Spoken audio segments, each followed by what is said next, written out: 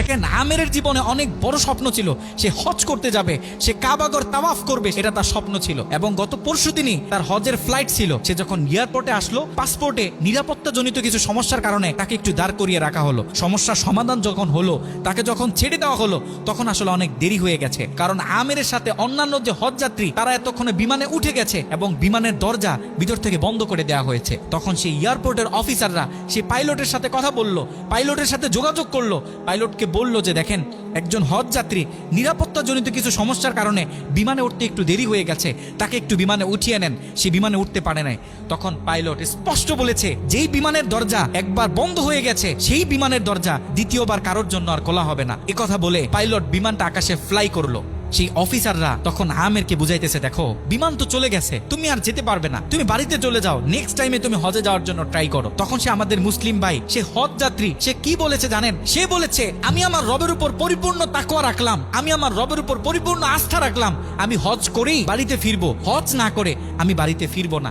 কথা বলে সে এয়ারপোর্টে দাঁড়িয়ে রইল। ঠিক কতক্ষণ পর সেই বিমান থেকে এয়ারপোর্টে মেসেজ করা হলো যে বিমানের ভিতরে যান্ত্রিক সমস্যা দেখা গিয়েছে, খুব ইমার্জেন্সি বিমানটা সেই এয়ারপোর্টে ল্যান্ড করতে হবে। বিমানটা যখন এয়ারপোর্টে ল্যান্ড করা হলো, যান্ত্রিক যে ত্রুটি, এই ত্রুটিগুলো যখন সমস্যা সমাধান করা হচ্ছে, তখন সেই অফিসাররা সেই পাইলটের সাথে কথা বলেছে যে দেখেন কোনোভাবে এই যাত্রীটা একটু নেওয়া যায় কিনা, সে তো হজ করার উদ্দেশ্যে বাড়ি থেকে বের হয়েছে, সে তো বাড়িতে যেতে চাচ্ছে না, হজ না করে তাকে একটু নিয়ে নেন। তখনও সে পাইলট বলেছে যে না। কথা বলে সেই পাইলট আবারও বিমানটা আকাশে ফ্লাই করালো। তখনও সে অফিসাররা আমেরকে গিয়ে বোঝাচ্ছে। আমের তখনও বলতেছে আমার রবের উপর আমার পূর্ণ আস্থা আছে, আমি তো আমার রবকে চিনি, সে আমাকে হতাশ করবে না, সে আমার মনের আশা রাখবে, আমি হজ করেই বাড়িতে ফিরবো। কথা যখন বলতেছে, এর ঠিক কিছুক্ষণ পরে আবারও সেই বিমান এয়ারপোর্টে মেসেজ করলো যে বিমানের ভিতরে এখন আগের চেয়ে বেশি কিছু যান্ত্রিক ত্রুটি দেখা গিয়েছে, বিমানটা আকাশে ফ্লাই করতেছে না, বিমানটা এমার্জেন্সি আবার এয়ারপোর্টে ল্যান্ড করতে হবে।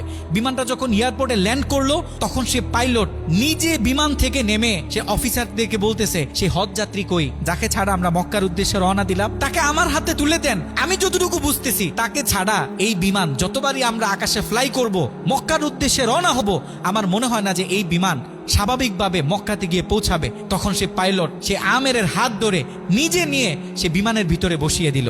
দেখেন আল্লাহ পাক তো স্পষ্ট বলতেছে ওয়ামাই ইয়াতাওয়াক্কাল আলাল্লাহি ফাহুয়া হাসবুহ, যে আমি আল্লাহর উপর তাওয়াক্কুল করবে তার জন্য আমি যথেষ্ট, যত বড় বিপদ হোক।